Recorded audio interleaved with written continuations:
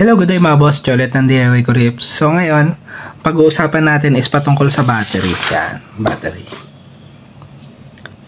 So kung bumili kayo ng motor, no, bago yung motor nyo, most likely, yung battery ng motor nyo, nakakabit na talaga mismo dun sa motor. Pero, pagka bibili kasi kayo ng battery, halimbawa na lobat na yung battery nyo, need ng palitan, every time na bibili kayo na ito, meron mga time na ang mabibili nyo is meron pang electrolyte. Yan. Ito na, electrolyte yung tawag dito. Yan. So, ipe-prepare natin yung battery, no, bago gamitin. Meron naman mga shop na nagbebenta, yung mga battery nila is gagamitin nyo na lang. Wala nang electrolyte. Pero ito kasi, no, Yuasa. Ito, may electrolyte to. So, kayo pa yung magtitimpla na ito. So, tanggalin muna natin yung battery, no. Yan. Ito yung electrolyte na tinatawag. Yan.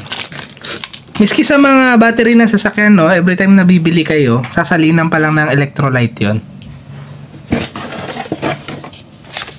Yan. Tapos ito yung manual.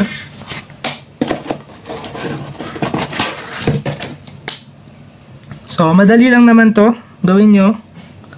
Need nyo lang tanggalin to. Yan.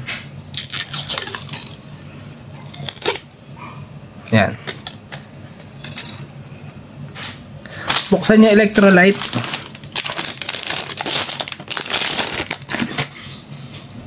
Tapos, tanggalin nyo lang to. Do not open. Pero tanggalin nyo to. Kasi ito yung pantatakip natin dito mamaya. Ayan, ganyan yan. Tapos, wag nyong bubutasin itong mga to. Kaya na wag nyong gagawin. Yan.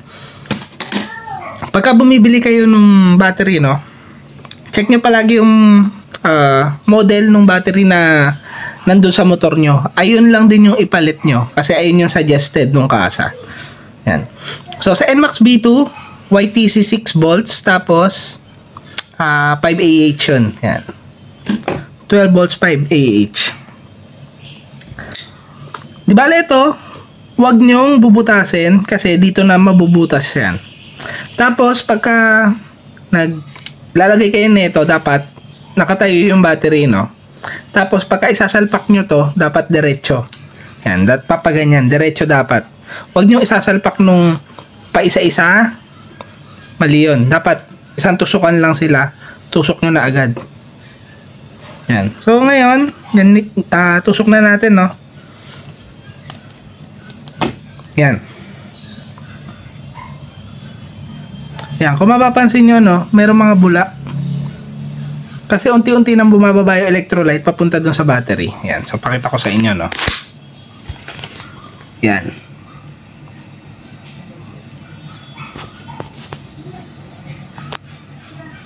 Yan. So, ayan nyo lang, maubos yung electrolyte. Yan. Unti-unti na nauubos.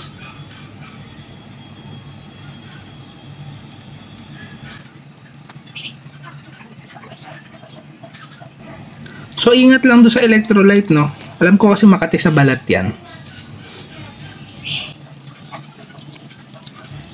So, ubusin nyo lang. So, ubos na yung tatlo. Tatlo pa natitira. So, meron mga times na mabagal yan, ano? Mabagal bumaba. Huwag nyo ikakat yun nandito, no? Para lang magkaroon ng extra intake ng air.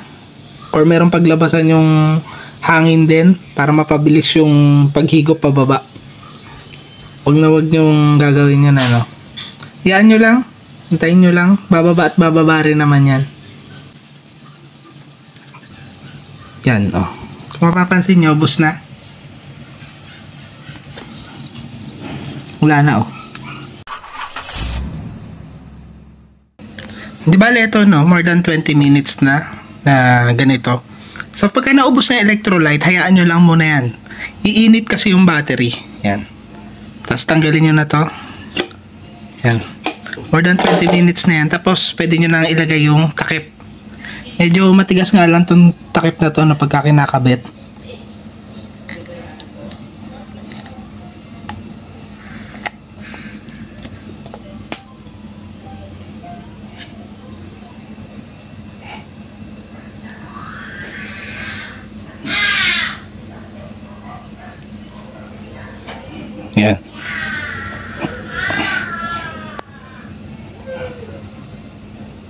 Yan.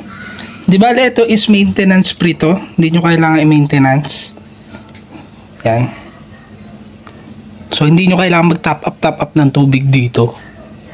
Ayan na talaga yan. Hanggang masira. Tapos ngayon, lagay nyo lang yung screw na free. May kasamang free na screw yan. Tapos, pwede nyo na ikabit doon sa motor nyo. Yan. So, tapusin na natin tong video na to, no? Ingat kayong lahat. Ride safe. God bless.